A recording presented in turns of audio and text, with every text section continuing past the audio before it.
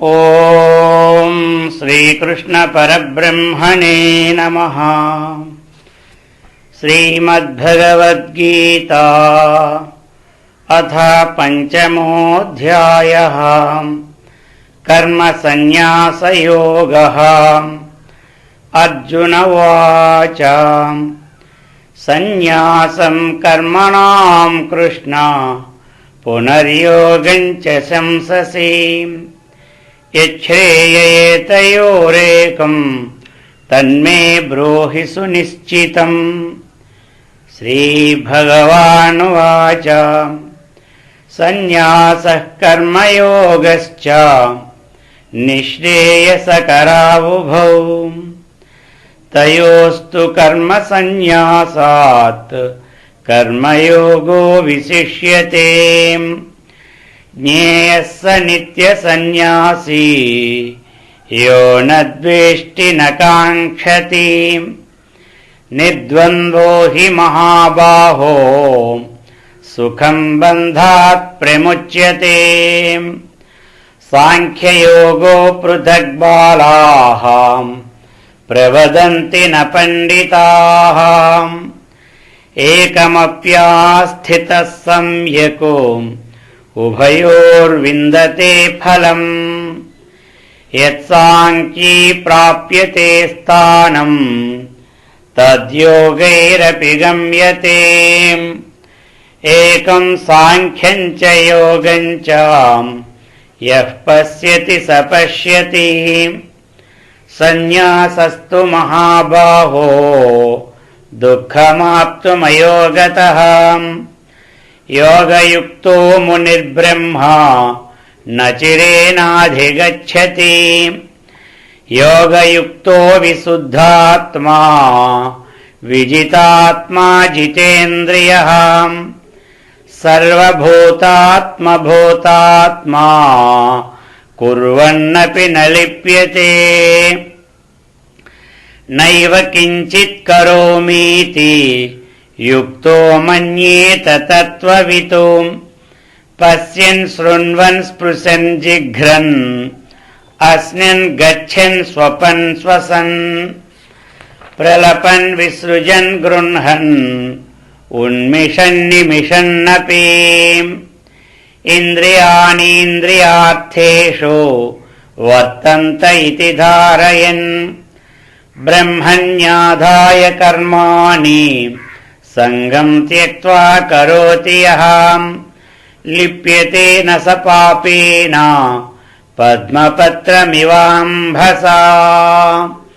ಕಾಯೇನ ಮನಸಾ ಬುದ್ಧ್ಯಾ ಕೇವಲೈರಿಂದ್ರಿಯೈರಪಿ ಯೋಗಿನಃ ಕರ್ಮ ಕುರ್ವಂತಿ ಸಂಗಂ ತ್ಯಕ್ತ್ವಾತ್ಮಶುದ್ಧಯೇ. ಯುಕ್ತಃ ಕರ್ಮ ಫಲಂ ತ್ಯಕ್ತ್ವಾ ಶಾಂತಿಮಾಪ್ನೋತಿ ನೈಷ್ಠಿಕೀಂ. ಅಯುಕ್ತಃ ಕಾಮಕಾರೇಣ ಫಲೇ ಸಕ್ತೋ ನಿಬಧ್ಯತೆ.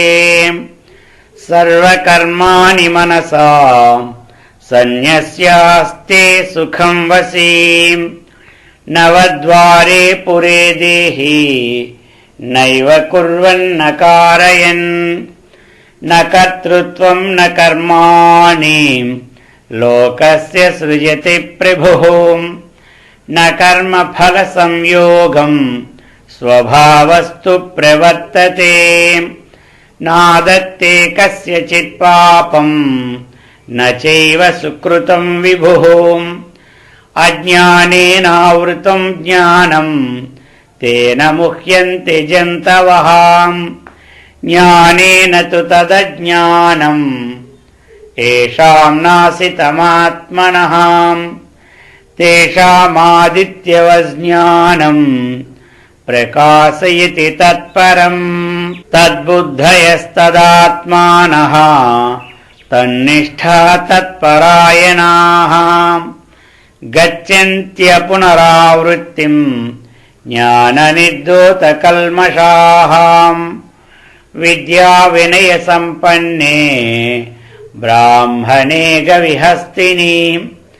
ಶುನಿ ಚೈವ ಶ್ವಪಾಕೆ ಚ पण्डिताः समदर्शिनः इहैव तैर्जितः सर्गो येषाम् साम्ये स्थितं मनः निर्दोषं हि समं ब्रह्म तस्मात् ब्रह्मणि ते स्थिताः न प्रकृष्येत् प्रियं प्राप्य नोद्विजेत् प्राप्य चाप्रियम् स्थिरबुद्धिरसम्मूढो ब्रह्मविद् ब्रह्मणि स्थितः बाह्यस्पर्शेष्वसक्तात्मा विन्दत्यात्मनि यत्सुखम् स ब्रह्मयोगयुक्तात्मा सुखमक्षयमश्नुते एहि संस्पर्शजा भोगाः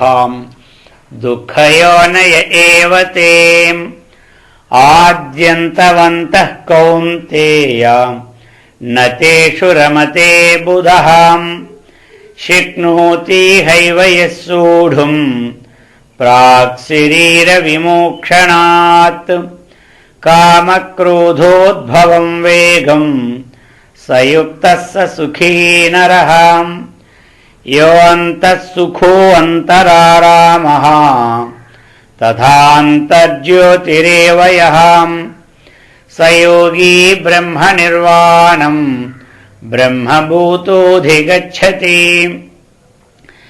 लभन्ते ब्रह्मनिर्वाणम् ऋषयक्षेण कल्मषाः छिन्नद्वैधायतात्मानः सर्वभूतहिते रताः कामक्रोधवियुक्तानाम् यतीनाम् यतचेतसाम् अभितो ब्रह्मनिर्वाणम् वर्तते विदितात्मनाम् स्पर्शान् कृत्वा बहिर्बाह्यान् चक्षुश्चैवान्तरे भ्रुवोः प्राणापानौ समौ कृत्वा नासाभ्यन्तरचारिणौ